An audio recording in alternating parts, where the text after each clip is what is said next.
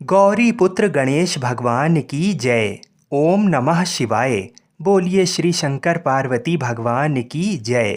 मित्रों, आज भाद्रपद मास के शुक्ल पक्ष की सप्तमी तिथि है और आज महापुण्य फलदायी संतान सप्तमी का व्रत है। इस व्रत के प्रभाव से जल्द ही सूनी गोद भर जाती है।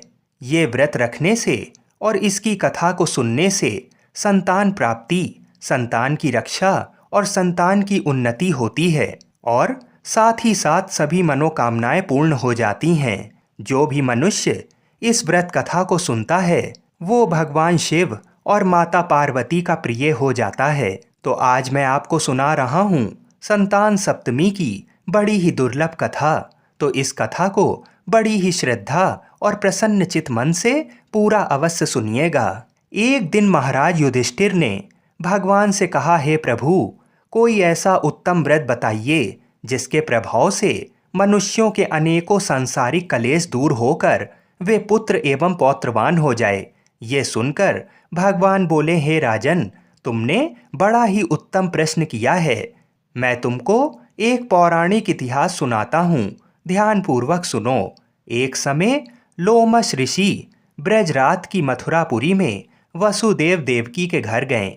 ऋषिराज को आया हुआ देखकर दोनों अत्यंत प्रसन्न हुए तथा उनको उत्तम आसन पर बैठाकर उनका अनेक प्रकार से वंदन और सत्कार किया। फिर मुनि के चरणोदक से अपने घर तथा शरीर को पवित्र किया। वह प्रसन्न होकर उनको कथा सुनाने लगे। कथा के कहते लोमश ने कहा कि हे देवकी, दुष्ट दुराचारी पापी कंस ने तुम्हारे कई पुत्र मार डाले हैं, जिसके कारण तुम्हारा मन अत्यंत दुखी है। इसी प्रकार राजा नहुस की पत्नी चंद्रमुखी भी दुखी रहा करती थी, किंतु उसने संतान सप्तमी का व्रत विधि विधान सहित किया, जिसके प्रताप से उनको संतान का सुख प्राप्त हुआ। ये सुनकर देवकी ने हाथ जोड़कर मुनि से कहा, हे ऋषिराज, कृपा करके रानी चंद्रमुखी का संपूर्ण वृतांत तथा इस व्रत को विस्तार सहित मुझे बतलाइए, जिससे मैं भी इस दुख से छुटकारा पाऊं। लोमश ऋषि ने कहा, हे देवकी, अयोध्या के राजा नहुस थे। उनकी पत्नी चंद्रमुखी अत्यंत सुंदर थी। उनके नगर में विष्णुगुप्त नाम का एक ब्राह्मण रहता था। उसकी स्त्री का नाम भद्रमुखी था। वह भी अत्यंत रूपवती सुंदरी थी। रानी और ब्राह्मणी में अत्यंत प्रेम था। एक दिन वे दोनों सरयू नदी में स्नान करने के लिए गईं। वहां उन्होंने देखा कि अन्यत्र बहुत सी स्त्रियां सरयू नदी में स्नान करके निर्मल वस्त्र पहनकर एक मंडप में शंकर एवं पार्वती की मूर्ति स्थापित करके पूजा कर रही थीं। रानी और ब्राह्मणी ने ये देखकर उन स्त्रियों से पूछा कि बहनों, तुमने ये किस देवता का और किस कारण से पूजन व्रत आदि कर रही हो? यह सुन स्त्रियों ने कहा कि हम संतान सप्तमी का व्रत कर रही हैं और हमने शिव पार्वती का पूजन चंदन अक्षत आदि से षोडशोपचार विधि से किया है। ये सब इसी पुनीत व्रत का विधान है। ये सुनकर रानी और ब्राह्मणी ने भी इस व्रत के करने का मन ही मन संकल्प किया और घर वापस लौट आईं। ब्राह्मणी भद्रमुखी तो इस व्रत को नियम पूर्वक करती रही, किंतु रानी चंद्रमुखी राजमत के कारण कभी इस व्रत को करती, कभी ना करती, कभी भूल जाती। कुछ समय बाद दोनों की मृत्यु हो गई। दूसरे जन्म में रानी बंदरिया और ब्राह्मणी ने मुर्गी की योनि पाई, परंतु ब्राह्मणी मुर्गी की योनि में भी कुछ नहीं भूली और भगवान शंकर तथा पार्वती जी का ध्यान करती रही। उधर रानी बंदरिया की योनि में भी सब कुछ भूल गई। थोड़े समय के बाद दोनों ने ये देह त्याग दी। अब इनका तीसरा जन्म मनुष्य योनि में हुआ। उस ब्राह्मणी ने एक ब्राह्मणी के यहाँ कन्या के रूप में जन्म लिया। उस ब्राह्मण कन्या का नाम भूषण देवी रखा गया तथा विवाह गोकुल निवासी अग्निशील ब्राह्मण से कर दिया। भूषण देवी इतनी सुंदर थीं कि वह आभूषण रहित होते हुए भी अत्यंत सुंदर लगती थीं। कामदेव की पत्नी रति भी उसके सम्मुख लजाती थी। भूषण देवी के अत्यंत सुंदर सर्वगुण संपन्न चंद्रमा के समान धर्मवीर, कर्मनिष्ठ, सुशील स्वभाव वाले 8 पुत्र उत्पन्न हुए। ये सब शिव जी के व्रत का पुनीत फल था।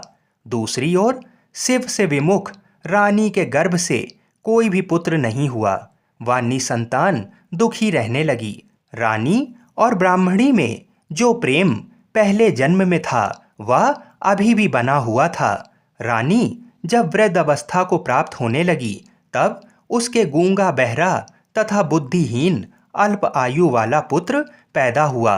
वह 9 वर्ष की आयु में इस क्षण भंगुर संसार को छोड़कर चला गया। अब तो रानी पुत्र शोक में अत्यंत दुखी और व्याकुल रहने लगी। दैव योग से भूषण देवी रानी के यहाँ अपने पुत्रों को लेकर पहुंची। रानी का हाल सुनकर उसे भी बहुत दुख हुआ, किंतु इसमें किसी का क्या वश। कर्म और प्रारब्ध के लिखे को स्वयं ब्रह्मा भी मिटा नहीं सकते। रानी के कर्म ऐसे थे, इसी कारण उसे दुख भोगना पड़ा। इधर रानी ब्राह्मणी के इस वैभव और 8 पुत्रों को देखकर उससे मन में ईर्ष्या करने लगी तथा उसके मन में पाप उत्पन्न हुआ। उस ब्राह्मणी ने रानी का संताप दूर करके निमित्त अपने 8 पुत्र रानी के पास छोड़ दिए। रानी ने पाप के वशीभूत होकर उन ब्राह्मणी पुत्रों की हत्या करने के विचार से लड्डू में जहर मिलाकर उनको खिला दिया, परंतु भगवान शंकर की कृपा से एक भी बालक की मृत्यु नहीं हुई। ये देखकर तो रानी अत्यंत ही आश्चर्यचकित हो गई और इस रहस्य का पता लगाने की मन में ठान ली। भगवान की पूजा से निवृत्त होकर जब भूषण देवी आई तो रानी ने उससे कहा कि मैंने तेरे पुत्रों को मारने के लिए इनको जहर मिलाकर लड्डू खिला दिया, किंतु इनमें से एक भी नहीं मरा। तूने कौन सा दान पुण्य व्रत किया है जिसके कारण तेरे ये पुत्र नहीं मरे और तू नित्य नए सुख भोग रही है? तेरा भाग बड़ा ही प्रबल है, तेरा बड़ा सौभाग्य है। इसका भेद तू मुझसे निष्कपट होकर समझा, मैं तेरी बड़ी ऋणी रहूंगी।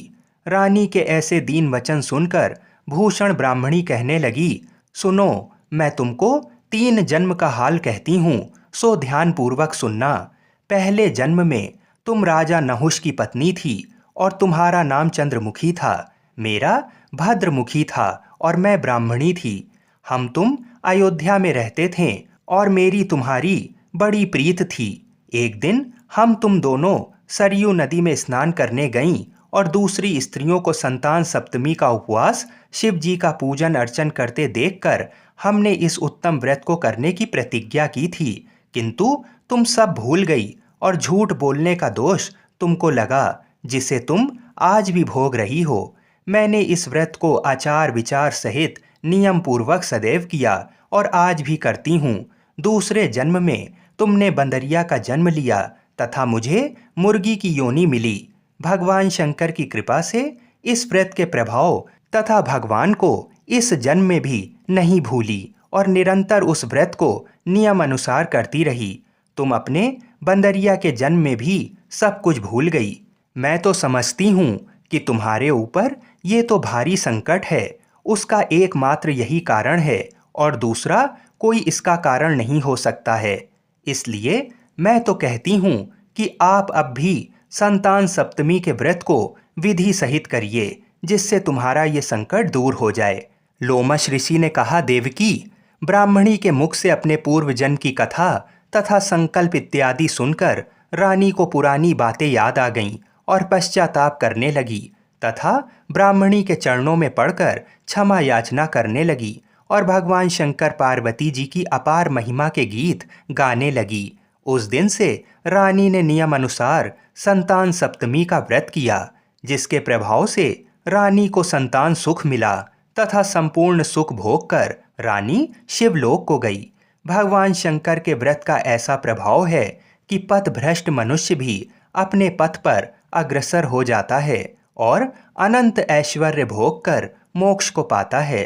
लोमश ऋषि ने फिर कहा कि देवकी, इसलिए मैं तुमसे भी कहता हूँ कि तुम भी इस व्रत को करने का संकल्प अपने मन में करो, तो तुमको भी संतान का सुख मिलेगा। इतनी कथा सुनकर देवकी हाथ जोड़कर लोमश ऋषि से पूछने लगी, हे ऋषिराज, मैं इस पुनीत उपवास को अवश्य करूंगी, किंतु आप इस कल्याणकारी एवं संतान सुख देने वाले उपवास का विधान, नियम, विधि आदि विस्तार से समझाइए। ये सुनकर ऋषि बोले, हे देवकी, ये पुनीत उपवास भादों के महीने में शुक्ल पक्ष की सप्तमी के दिन किया जाता है। उस दिन ब्रह्म मुहूर्त में उठकर किसी नदी अथवा कुएं के पवित्र जल में स्नान करके निर्मल वस्त्र पहनने चाहिए। श्री शंकर भगवान तथा जगदम्बा पार्वती जी की मूर्ति की स्थापना करें। उन प्रतिमाओं के सम्मुख सोने चांदी के तारों का अथवा रेशम का एक गंडा बनाएं। उस गंडे में 7 गांठें लगानी चाहिए। इस गंडे को धूप, दीप, अष्टगंध से पूजा करके अपने में बांधें और भगवान शंकर से अपनी कामना सफल होने की प्रार्थना करें। तदनंतर 7 पुआ बनाकर भगवान का भोग लगाएं और 7 ही पुत्रे एवं यथाशक्ति सोने अथवा चांदी की अंगूठी बनवाकर इन सबको एक तांबे के पात्र में रखकर और उनका षोडशोपचार विधि से पूजन करके किसी सदाचारी, धर्मनिष्ठ, सत्पात्र ब्राह्मण को दान दें। उसके पश्चात 7 पुआ स्वयं प्रसाद के रूप में ग्रहण करें। इस प्रकार इस व्रत का पारायण करना चाहिए। प्रति माल की शुक्ल पक्ष की सप्तमी के दिन, हे देवकी, इस व्रत को इस प्रकार नियम पूर्वक से समस्त पाप नष्ट होते हैं और भाग्यशाली संतान उत्पन्न होती है तथा अंत में शिवलोक की प्राप्ति होती है। आज के दिन सूर्य देवता की पूजा अर्चना करने से आरोग्य और संतान सुख की प्राप्ति होती है। गुड़ और आटे का प्रसाद बनाकर भगवान सूर्य को अर्पित करें। सूर्य देव की पूजा में लाल वस्त्र धारण करना चाहिए। हे देवकी, मैंने तुमको संतान सप्तमी का व्रत संपूर्ण विधान विस्तार सहित वर्णन किया है। उसको अब तुम नियम पूर्वक करो, जिससे तुमको उत्तम संतान पैदा होगी। इतनी कथा कहकर भगवान आनंद कंद श्री कृष्ण ने धर्म अवतार युधिष्ठिर से कहा कि श्री लोमस ऋषि इस प्रकार हमारी माता को शिक्षा देकर चले गए। ऋषि के कथन अनुसार हमारी माता देवकी ने इस व्रत को नियम अनुसार किया, जिसके प्रभाव से मैं स्वयं उत्पन्न हुआ। ये व्रत विशेष रूप से स्त्रियों के लिए कल्याणकारी है, परंतु पुरुषों को भी समान रूप से कल्याणदायक है।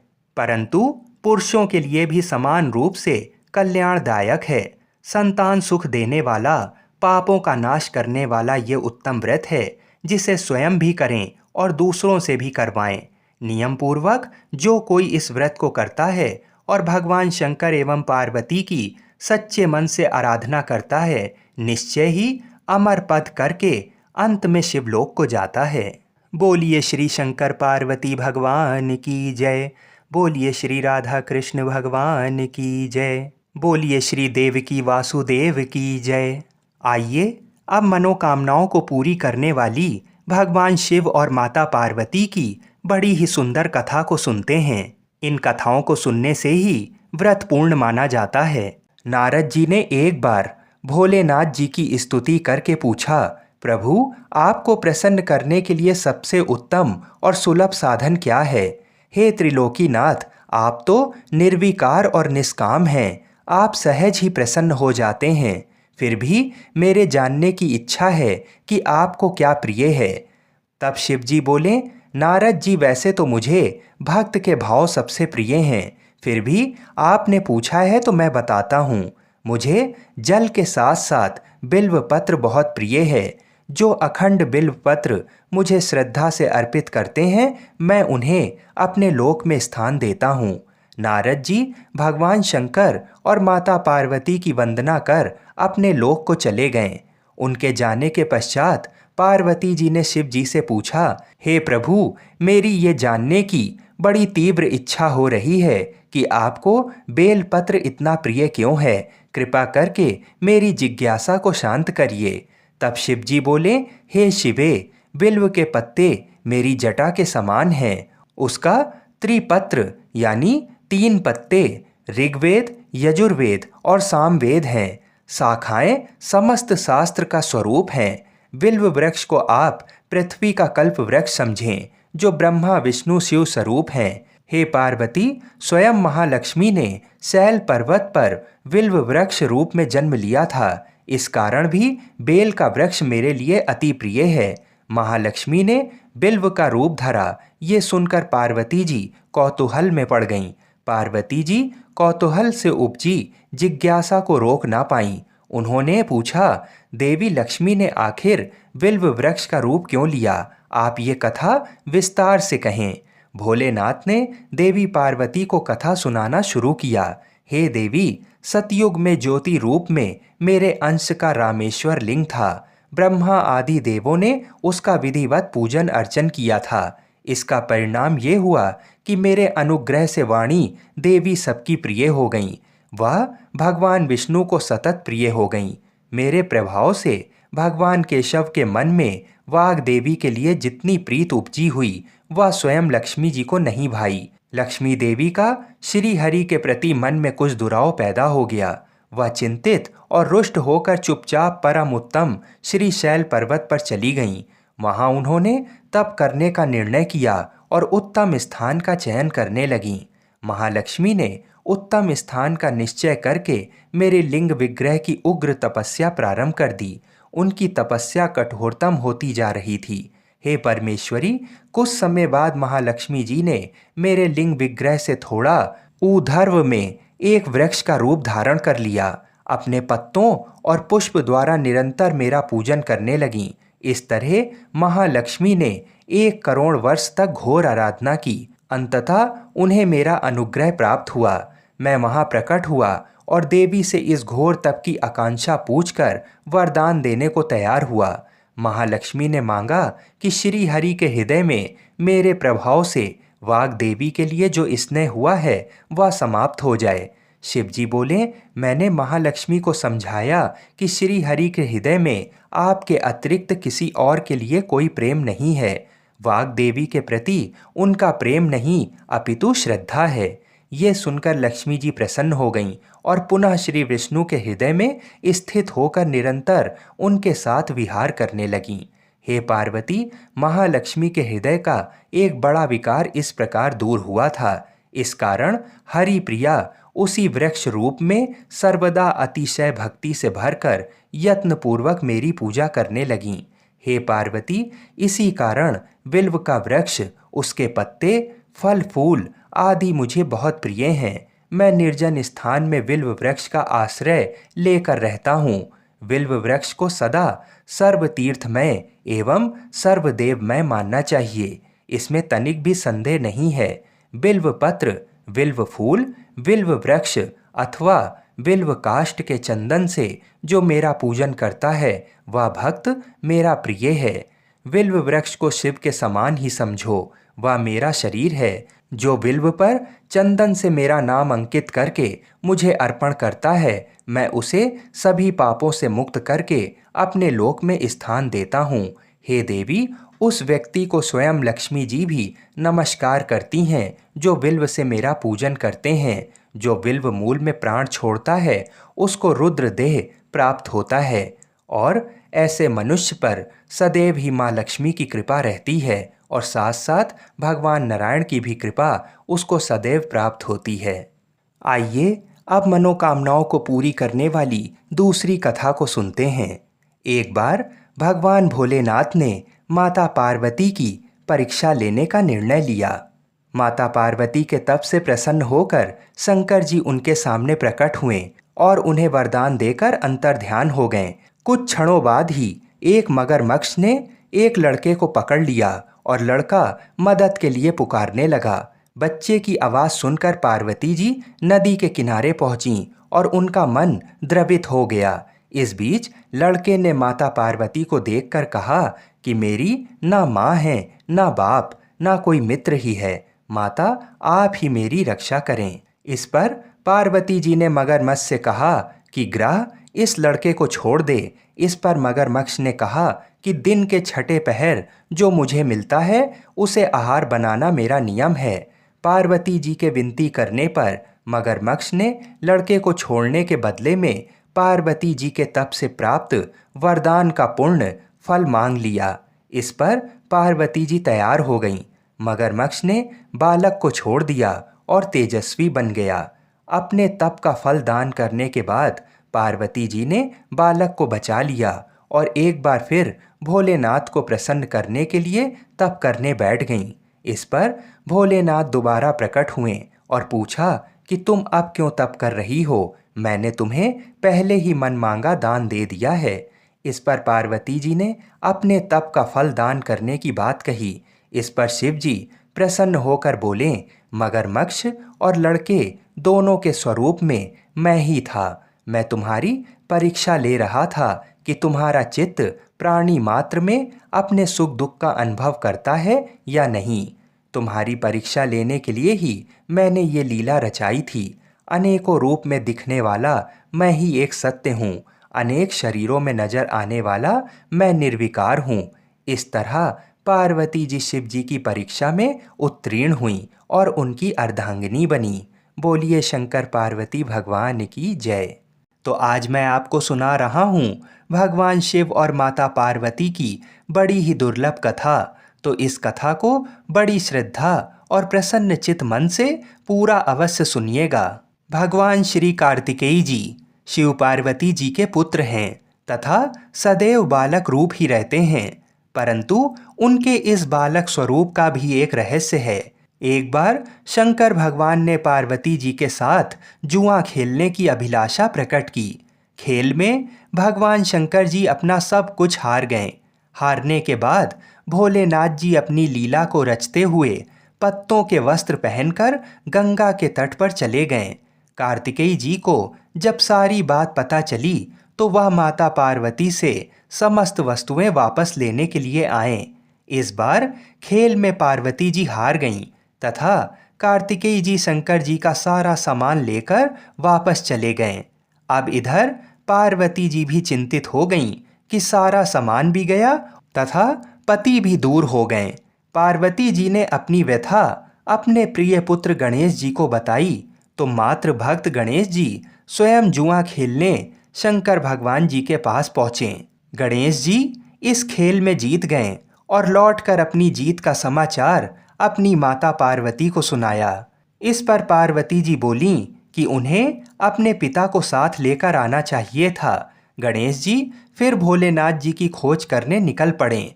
भोलेनाथ जी से उनकी भेंट हरिद्वार में हुई। उस समय भोलेनाथ भगवान विष्णु जी व कार्तिकेय जी के साथ भ्रमण कर रहे थे। पार्वती जी से नाराज भोलेनाथ ने लौटने से मना कर दिया। भोलेनाथ जी के भक्त रावण ने गणेश जी के वाहन मूसक को बिल्ली का रूप धारण करके डरा दिया। मूसक गणेश जी को छोड़कर भाग गए। इधर भगवान विष्णु ने भोलेनाथ की इच्छा से पासा का रूप धारण कर लिया था। गणेश जी ने माता के उदास होने की बात भोलेनाथ जी को कह सुनाई। इस पर भोलेनाथ बोले कि हमने नया पासा बनवाया है।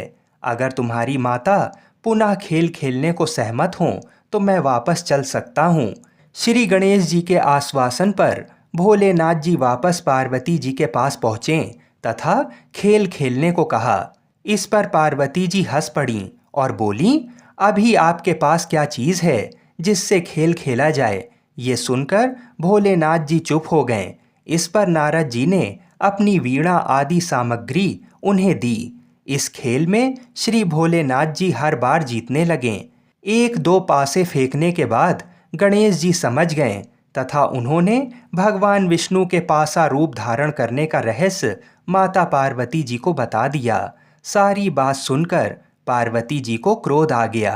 रावण ने माता को समझाने का प्रयास किया पर उनका क्रोध शांत नहीं हुआ तथा क्रोधवश उन्होंने भोलेनाथ जी को श्राप दे दिया कि गंगा की धारा का बोझ उनके सर पर रहेगा। नारद जी को कभी एक स्थान पर ना टिकने का अभिशाप मिला।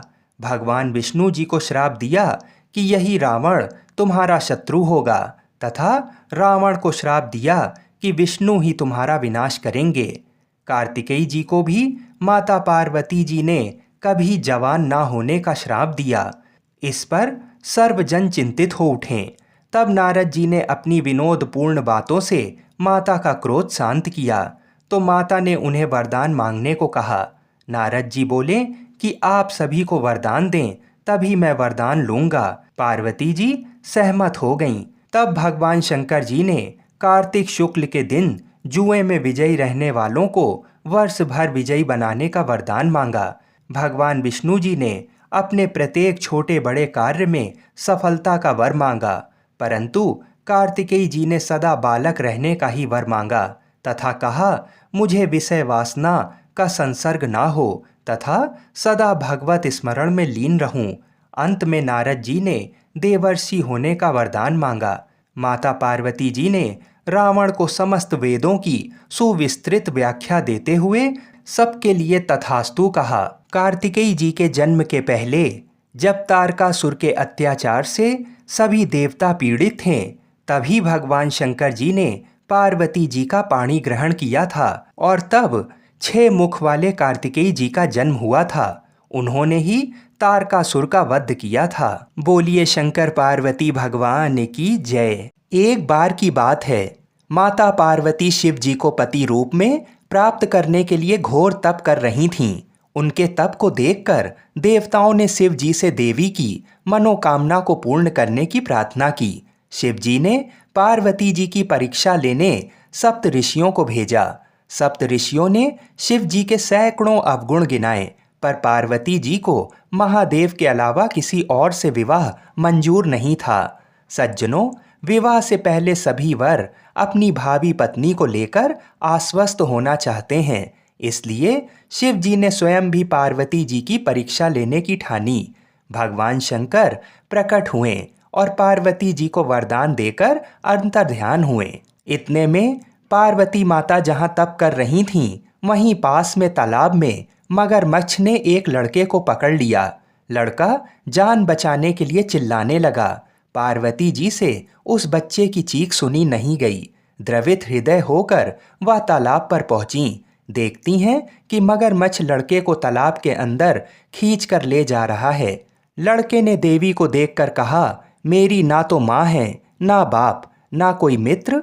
माता, आप मेरी रक्षा करें।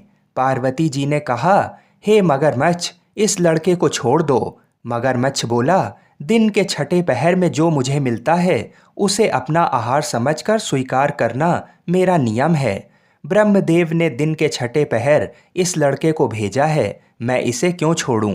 पार्वती जी ने विनती की, तुम इसे छोड़ दो, बदले में तुम्हें जो चाहिए वह मुझसे कहो। मगरमच्छ बोला, एक ही शर्त पर मैं इसे छोड़ सकता हूँ। आपने तप करके महादेव जी से जो वरदान लिया है, यदि उस तप का फल मुझे दे दो तो मैं इसे छोड़ दूंगा। पार्वती जी तुरंत तैयार हो गईं। उन्होंने कहा, मैं अपने तप का फल तुम्हें देने को तैयार हूँ, लेकिन तुम इस बालक को छोड़ दो। मगरमच्छ ने समझाया, सोच लो देवी, जोश में आकर संकल्प मत करो। हजारों वर्षों तक जैसा तप किया है वैसा देवताओं के लिए भी संभव नहीं है। उसका सारा फल इस बालक के प्राणों के बदले चला जाएगा। पार्वती जी ने कहा, मेरा निश्चय पक्का है, मैं तुम्हें अपने तप का फल देती हूँ, तुम इसको जीवन दे दो। मगरमच्छ ने पार्वती जी से तप दान करने का संकल्प करवाया।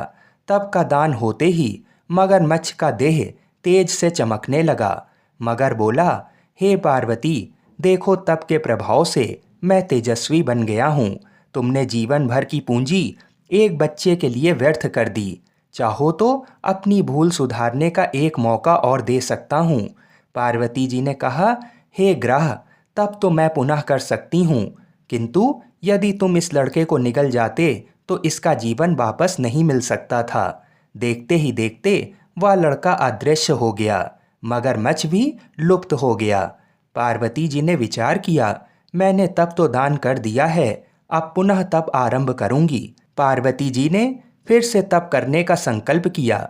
भगवान सदाशिव फिर से प्रकट होकर बोले, पार्वती, भला अब क्यों तप कर रही हो? पार्वती जी ने कहा, प्रभु, मैंने अपने तप का फल दान कर दिया है। आपको पति रूप में पाने के संकल्प के लिए मैं फिर से वैसा ही घोर तप कर आपको प्रसन्न करूंगी। महादेव जी बोले, मगरमच्छ और लड़के दोनों रूपों में मैं ही था।